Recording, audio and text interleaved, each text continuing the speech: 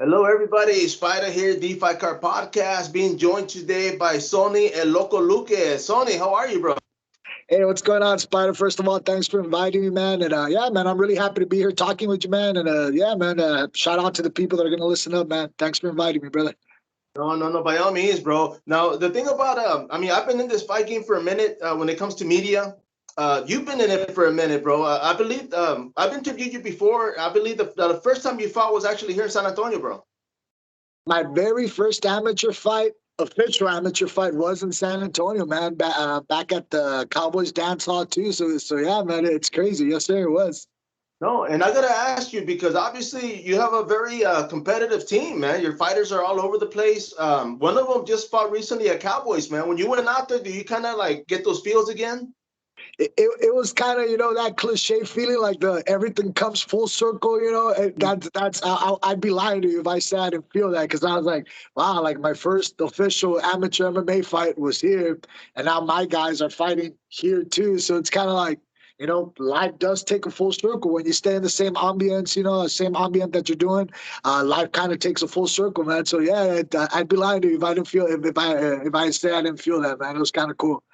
No, for sure, man. And I gotta ask you, bro, because when it comes to fighting, I mean, right behind you, you got the belts to show. You know, you stayed active as a competitor, man. And when you go out there, do you get a lot of pressure yourself, knowing that not only are you the head coach, but the owner of Vladivo Kickboxing Academy?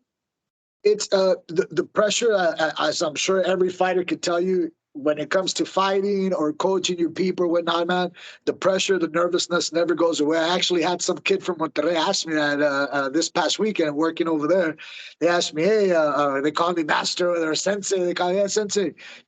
You still get the nerves. I was like, man, I've had like over 20 some fights, bro, and those nerves never go away. And I feel the same as a coach. Those nerves never go away. I think you feel it more as a coach because it's not you in the cage. So now it's your guy. So I mean, you as a coach, you know what to do, you know how to react. But then as your fighter, it's your fighter in there. So yeah, you do feel the nerves, and the pressure of everybody in Laredo's looking at us because we are without a doubt the only, or if not the most active MMA fight team in Laredo. So we do feel that pressure from the city, but it's not overwhelming pressure because at the end of the day, we do have a lot of support, man. We have a lot of support from the city, so that always feels good, man. No, for sure, man. Because a lot of the things that you post is when you go out there and do public speaking for the kids. So those have to be good, man, because you're able to get back to the young generation. Yes, sir, man. I mean, I'm always trying to give. I mean, again, with the cliches, man, as you get older, you kind of figure out those cliches were true. It's never forget where you come from, never forget where you come from, and stay humble, and always give back. By no means do I consider myself extremely successful or rich by any means, but I feel as far as my career and being a kid from the streets of Mexico, I've done very well for myself, and everywhere I go in Texas and in Mexico, people know me, so it's I feel I've done very well for myself. And if I could give back to the young generations or wherever I'm needed, wherever they need me to give back anything, even if it's just time, I'm all for it, man. Because I mean, there's a lot of people that just need some guidance. I mean, some people just need to hear that. You're not trying to reach everybody, but maybe that just one person, that two person, that, hey, man, I feel like him. I think I could do that. So that's mainly why I do the little speeches. I go with schools and all that, man, because I feel like I was in their spot many years ago. No, for sure, man. Because I mean, like I said, we've talked before, man, and we talk about growing up. Being a kid. I mean, it's just myself for one thing. I mean, we were a family of 10, so everything for us growing up was hand me downs. And I'm grateful for it. It's just what was your upbringing like when you were growing up, bro? I grew in the streets of Saltillo, man. My dad passed away. My real dad passed away when I was 3 years old, man. So we were living in Houston at that time. Obviously, my mom couldn't pay the bills and all that, so we moved with my grandma to Saltillo, Mexico. We lived in the hood, man. Like it's the neighborhood I grew up in. Saltillo is called the Panteonera, So that's literally it's called the Panteonera because the whole neighborhood's built around the cemetery over there. And we lived on again cliche, on the other side of the tracks, you know, so there was literally a railroad, and you know how it always goes. If you live on one side of the tracks, it's a good side of the city. If you live on the other side of the tracks, it's the bad side of the city. So we lived on the other side of the city, man. I was those typical kids. If people have ever gone to Mexico, you always see those kids running around without shirts, all full of dirt, without shoes and stuff like that. I was one of those, man. I was one of those kids, you know, man. One of my gigs back then was we would go beat up the kid that would sell the chicles. Me and my friends would go beat up that kid.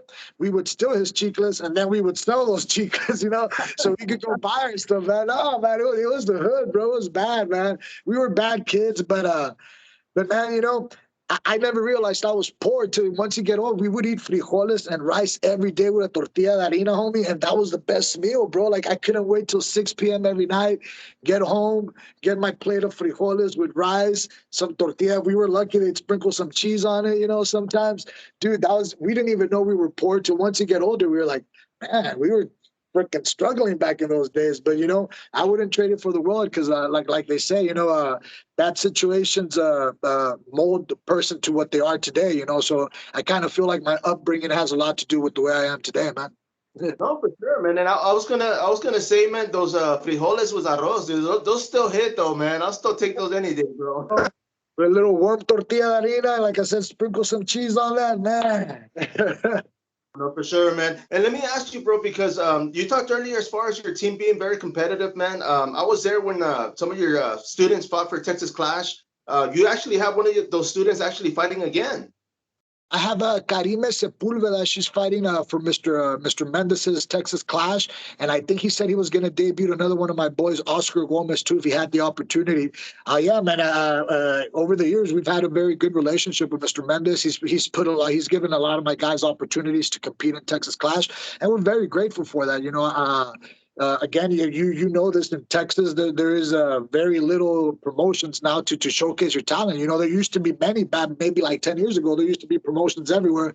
Now we only got maybe Fury and Mr. Mendez doing for the amateurs.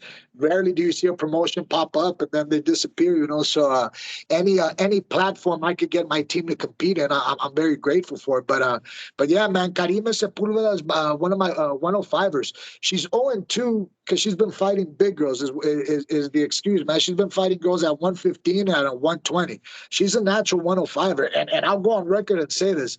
I don't think there's any 105er in Texas or in Mexico, regular 105er, not a 115 or a 125er, that could take her, man. This little girl's been with me since she was 9. She's a beast, man. She's an animal. She bullies around the guys at the gym. That's why we call her the bully, man. So it's going to be very fun finally seeing her fight at the weight she needs to be at, man. So I'm excited about that.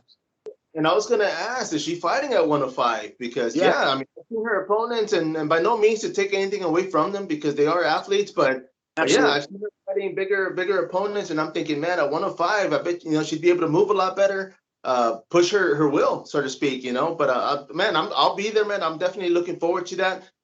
Another fighter that you mentioned earlier, you traveled here to San Antonio, bro, for the Fury. I mean, they were on the amateur card. You actually got to rub elbows with Brandon Moreno, man. He was out there. Yeah, man, it was real cool, man. I didn't even know he was there until what's it called? I saw my boy at the way and my student take a picture, and I was like, "What? Brandon's there?" He's like, "Yeah." I was like, "Oh man," so, you know, you get kind of backstruck, you know. It's like, man, being of Mexican descent, you know. I mean, that's Raza, you know. That's our firstborn Mexican champion, so he's kind of a big deal, man. But yeah, it's crazy thing about Brandon, man. I didn't even see he was there, bro. Like, he doesn't carry himself as you would think a UFC champion would carry himself, you know. One of my other students told me, "Oh, did you see him already?" And I was like, "See who?" He was like, "Brandon." I was like, "No, he's here already." He was like, "Yeah, bro." I was like, "Where?" He was like, "He was sitting right there by the bathroom." Brandon Moreno was sitting right on the floor next to the man's restroom. He was unrecognizable. He just looked like a normal, everyday guy. And you think to yourself, Conor McGregor wouldn't be doing that. John Jones wouldn't be doing that. They'd have VIP security and everything like that. This guy was chilling with the fighters, man. So it was like, yeah, man, this guy's Rasa. Like, this guy's one of us, you know. So that was awesome, man. That was a badass experience to get to talk to him for a little bit. Oh, for sure, man. And I mean, for me personally, man, because I covered the events and I'm out there K-side, and I get starstruck every once in a while, and it's just more of a you know, like I've seen this guy fight for so many years, and I finally get to meet him, and I feel like I know that person, and you know, it's a good feeling, man. But I mean, obviously, you still get like that, right? I mean, you go to the fights and you meet somebody you looked up to. Absolutely, bro. I mean, that never goes away. You know, you try to act professional, you know, when you're back there, like you don't want to be too starstruck. And oh my God, you don't want to be a fanboy when you see somebody like that. There's been times where I've done that. You know, some shows I've been to that I had to behave. What was it, Legacy, where I fought as a main event of Legacy. Ray Sifu was there, man. He's one of my favorite all-time kickboxers. But I was the main event, you know, and I couldn't be acting. Oh my God, it's Ray Sifu. So I had to like kind of keep my cool. So I kind of regret not taking a picture with him, man. Hey, if you're watching Ray Seafood, you owe me a picture, man. You're one of my idols, man. But yeah, me as a striking guy, man. So there's been times where I had to kind of keep my cool. But I mean, that was Brandon Moreno. I wasn't fighting. I had to be a fanboy, man. I had to be a fanboy for that one. Yeah, bro. And I gotta ask you, bro, because you are the owner of Vladivo Kickboxing Academy. I got to interview your fighter, man. Of course, Jones. You know, he didn't get the win over the weekend, man, but the guy went out fighting. And I was telling them the first time I went to your school, man, was actually at that house you had with the cage in the back. And I was like, when I drove up, I was thinking, man, what the hell's what's going on back here, man? Yeah, man. I mean, hey, but I've been trying to do it since 2009, man. Thank God and thank the heavens, man. That it's I've been blessed and it's been working very well. You know, being the only legit MMA gym here in Laredo. You know, we do have a lot of clients. We do have a lot of members. So thank God. I mean, this saved my life. But back in the days, we were making it however we could, man. I mean, hey, we got cheap rent and this house looking thing. All right, we'll make this house looking thing into a gym. But yeah, man, we had the cage in the backyard. But yeah, it was crazy, man. But I've been keeping it going since 2009. Never closed my doors. We've been at houses. We even after that house, man.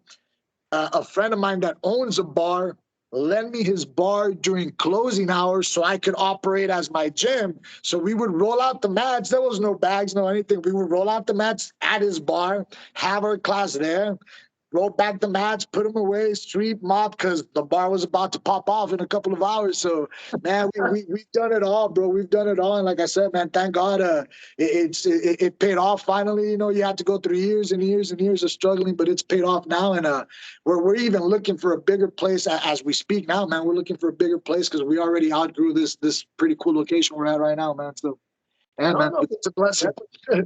I mean, no doubt, man, because even at that house with the cage outside, bro, Leonard Garcia went by there, man. That's kind of, you know, I met up with you guys and, you know, I mean, I'm pretty sure he was impressed, bro, because it's not so much the place, but the quality, you know. I mean, of course, you guys have people that were active yourself, you know, so, I mean, I'm pretty sure he was cool with that.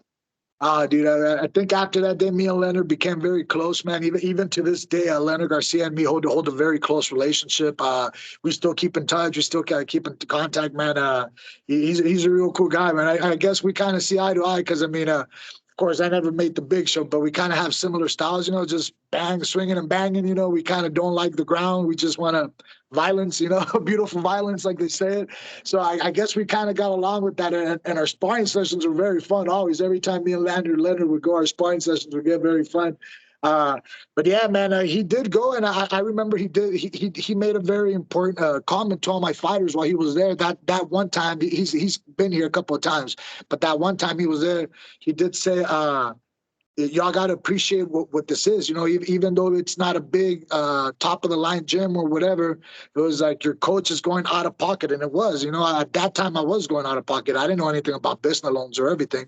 So everything they had at that gym was out of my pocket, you know, and I wasn't a rich guy by any means. So it was out of my pocket. And it was kind of cool that Leonard made them realize that, you know, your coach is putting everything he has on the line for you guys. So I got to appreciate that. So I always remember that comment he made to my guys, man. That was cool.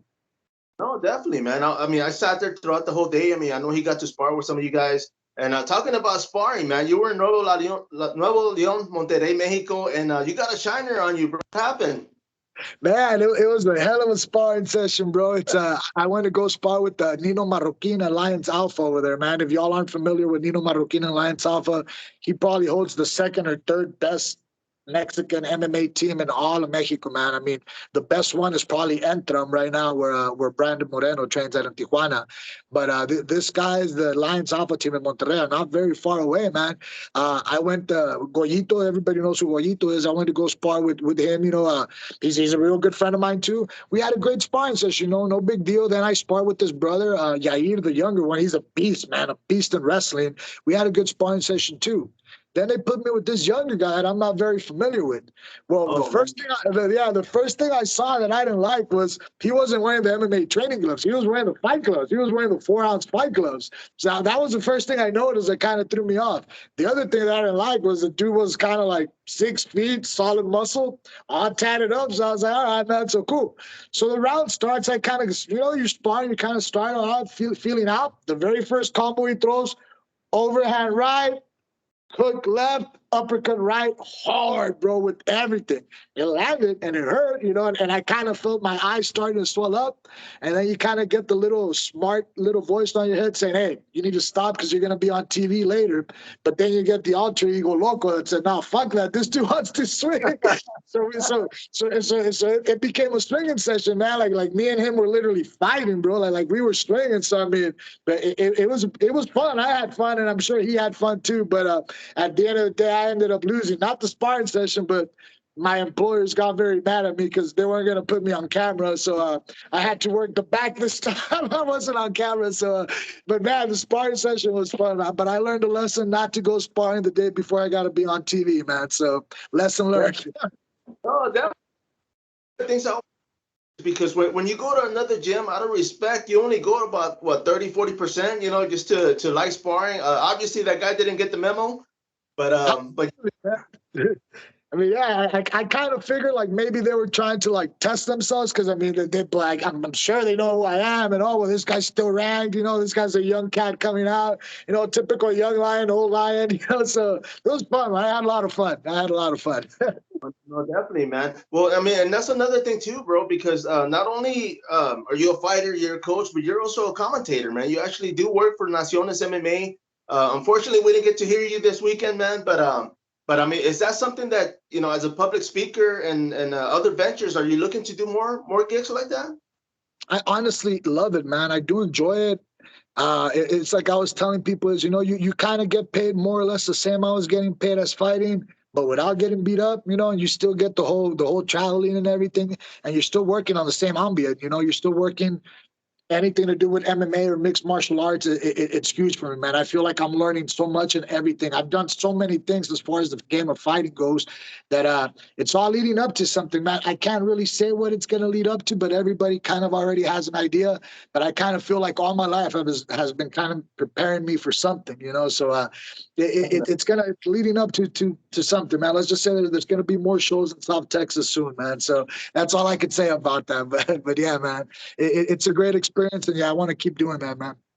Yeah, man. And I was going to ask you on that, man, because the last time we talked, of course, I was asking, like, man, are you going to be on TV? Are you going for film? Are you going to get into acting? I mean, have you looked into anything like that? Man, it's I have, you know, it's some kind of roles, you know, that they have kind of messed to call me up in some of those D-class movies or what not, you know. Some scheduling stuff hasn't worked out, so I haven't really jumped on those opportunities. And even though I talk very well in front of people and I'm very good at public speaking, I'm shy, bro. Like inside, bro, it's very hard for me to talk to people. I don't know. I know you, so it's like I could talk, you know. Or when I'm on camera, you just kind of flip the switch, and it's like, all right, well, you know, it's on. But in real life, bro, I have a hard time like talking to people or being in front of people I don't know. So it's kind of like, you know, you kind of feel like you gotta act a certain way because that's what they expect from you. But like inside, you know, man, I'm a fucking goofball, you know. So it's kind of weird, man. But yeah, man.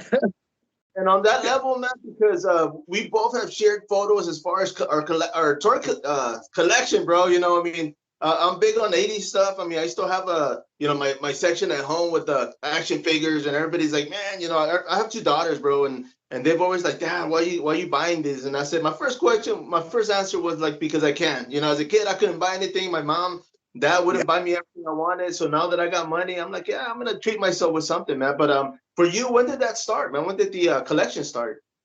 Same thing like you, man. It's I mean, when my father was alive, he was still alive. They did spoil me as a very young child, as an infant. I remember I had toys up the yin yang.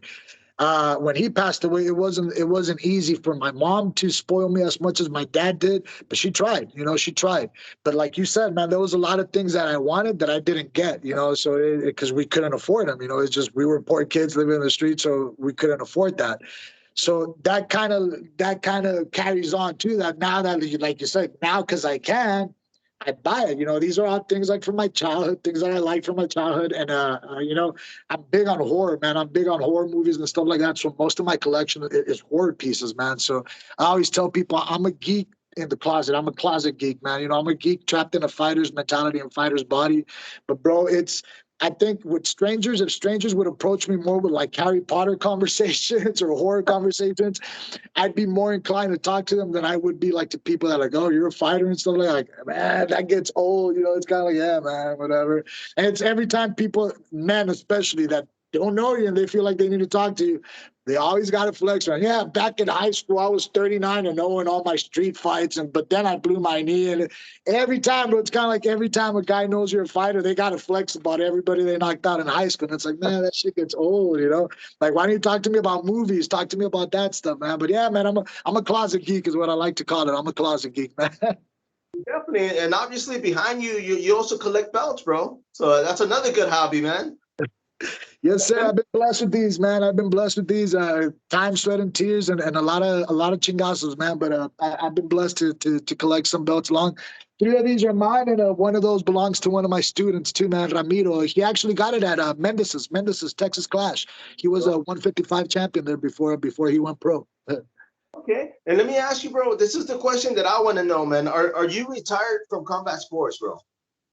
What I tell people is I'm not retired, but I'm not in a hurry. I'm not in a hurry to look for a fight.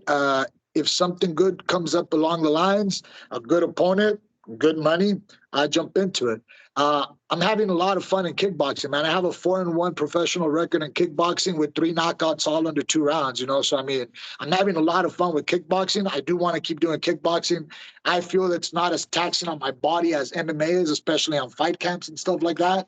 And I mean, that's what I've always loved to do. I didn't do it as younger because I felt you needed to do MMA in order to be the alpha.